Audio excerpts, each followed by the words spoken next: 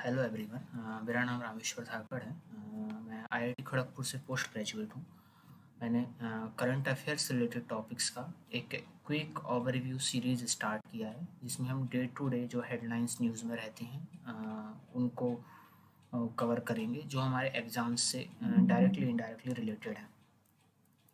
सो आगे बढ़ते हैं। जैसे कि आर्टिकल 174 है, जो बोलता है कि किसी भी लेजिस्लेटिव काउंसिल, किसी भी स्टेट की जो लेजिस्लेटिव काउंसिल है, उसका एवरी ईयर 2 सेशन होने चाहिए, और 2 सेशंस के बीच में जो टाइम इंटरवल है वो 6 महीने से ज़्यादा नहीं होना चाहिए। बट मणिपुर में जो सिचुएशन बनी हुई है अभी, उसके चलते वहाँ की जो लेजिस्लेटिव काउंसिल है उसका सेकंड सेशन जो है वो डिले होता जा रहा है कंटिन्यूसली। तो उसी के रिलेटेड वहाँ के जो गवर्नर हैं अनसुईया उइके, उन्होंने एक प्रेस नोट या एक फॉर्मल नोटिस इशू किया है वहाँ की विधानसभा के लिए कि इस सेशन को जल्द से जल्द स्टार्ट किया जाए, जिससे कि ये टाइम गैप जो है 6 मंथ से ज़्यादा एक्सीड ना हो। जब आर्टिकल 174 की बात कर रहे हैं तो सुप्रीम कोर्ट ऑफ इंडिया की ही बात कर ही लेते हैं। सुप्रीम कोर्ट इंडिया का जो फंक्शनिंग बॉडी है वो चीफ जस्टिस ऑफ इंडिया और 33 फेलो जजेस को एकोमोडेट करता है, जो कि मैक्सिमम नंबर है। आर्टिकल 124 जो है सुप्रीम कोर्ट के जजेस की स्ट्रेंथ, उनके क्वालिफिकेशन, अपॉइंटमेंट और रिमूवल के बारे में डिस्कस करता है। और प्रेजेंट में जो चीफ जस्टिस ऑफ इंडिया हैं उन्हें हम श्री डी वाई चंद्रचूड़ के नाम से जानते हैं, जिनका पूरा नाम श्री धनंजय यशवंत चंद्रचूड़ है। आगे बढ़ते हैं। सेकंड हेडलाइन, ये तो आप सभी को पता है कि इसरो ने अभी रिसेंटली चंद्रयान 3 की सक्सेसफुली लैंडिंग की है मून की सरफेस पर। तो इसके साथ ही इंडिया 4th कंट्री बन चुका है जिसने इस टेक्नोलॉजी को अचीव किया है, जिससे कि वो कोई भी अपना स्पेस क्राफ्ट मून की सरफेस पे लैंड कर सके। इससे पहले ये टेक्नोलॉजी यूएस, चाइना और सोवियत संघ के पास थी। तो फाइनली इंडिया भी ऐसा सक्सेसफुल कंट्री बन चुका है, और जो चेयरमैन हैं इसरो के वो श्री एस सोमनाथ हैं, जिनका पूरा नाम श्री श्रीधरन पेनिकर सोमनाथ है। और जो चंद्रयान 3 की जो लॉन्चिंग हुई है उसमें LVM-3 रॉकेट का यूज़ हुआ है। इससे पहले ये LVM-3 रॉकेट GSLV मार्क 3 के नाम से जाना जाता था, जिसका फुल फॉर्म था जियो सिंक्रोनस सैटेलाइट लॉन्च व्हीकल। और अभी जो LVM-3 है वो स्टैंड करता है लॉन्च व्हीकल मार्क 3 के लिए। और जो इसरो का इस्टेब्लिशमेंट हुआ है ऑफिशियली 15 अगस्त 1969 को हुआ है। इससे पहले इसरो जो है इनको स्पार्क के नाम से जाना जाता था। ये वही ऑर्गेनाइजेशन है जिसका 1962 में डॉक्टर विक्रम साराभाई ने इस्टेब्लिशमेंट किया था। आगे बढ़ते हैं।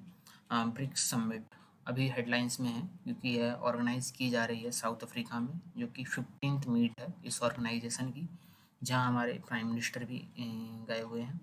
तो यह जोहान्सबर्ग साउथ अफ्रीका में सेलिब्रेट की जा रही है। इसमें जो पार्टिसिपेटिंग कंट्रीज़ हैं वो मेजर इमर्जिंग इकोनॉमीज़ हैं, जो इंक्लूड करता है ब्राज़ील, रसिया, इंडिया, चाइना और साउथ अफ्रीका को, जो कि इसके एक्रोनिम से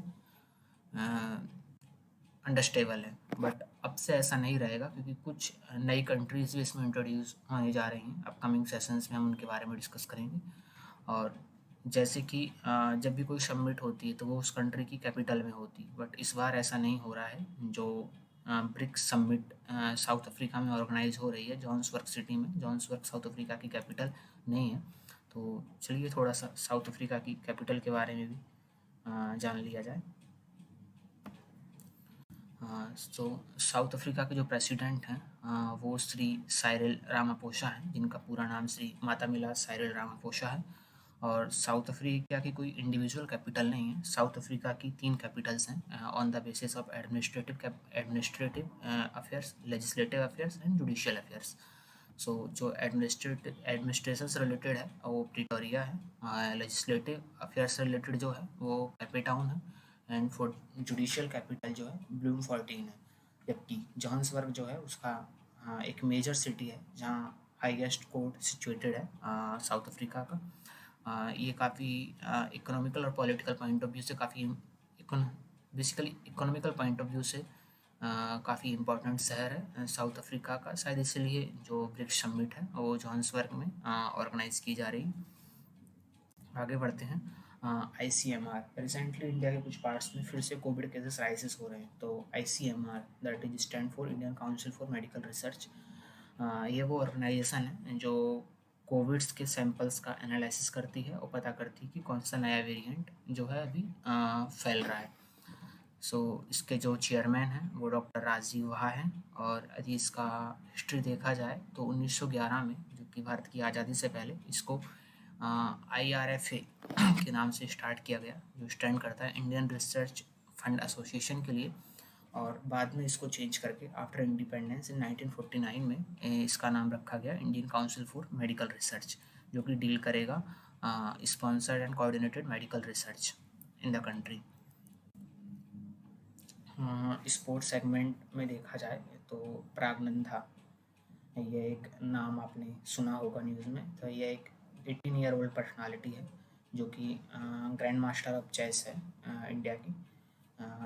इन्होंने रिसेंटली FIDE वर्ल्ड कप, जो कि बाकू अजरबैजान में ऑर्गेनाइज किया गया था, वहाँ सेकंड रैंक सिक्योर करते हुए सिल्वर मेडल जीता है। तो इन्होंने फिशर और कार्लसन, ये दो जाने माने खिलाड़ी हैं, इनको इसमें डिफीट किया है।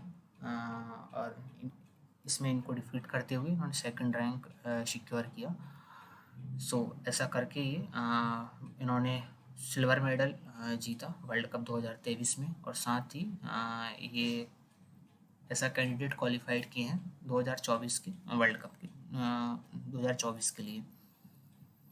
आगे बढ़ते हैं। नाउ लाइल्स, ये एक स्प्रिंटर हैं।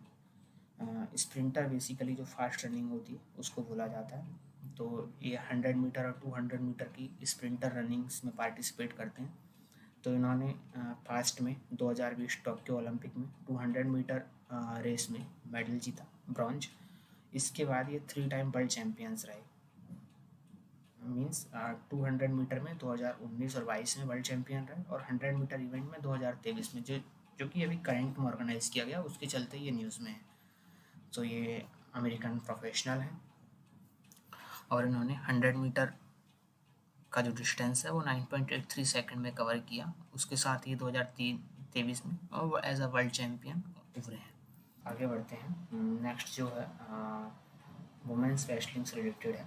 यहाँ जो वुमेन रेसलिंग टीम है इंडिया की, वो रिसेंटली अंडर-20 वर्ल्ड चैम्पियनशिप 2023, जो कि बुदापेस्ट हंगरी में ऑर्गेनाइज की गई है, उसमें उन्होंने पार्टिसिपेट किया था। और वहाँ एज अ अंडर-20 वर्ल्ड चैम्पियनशिप का खिताब इन्होंने जीता है।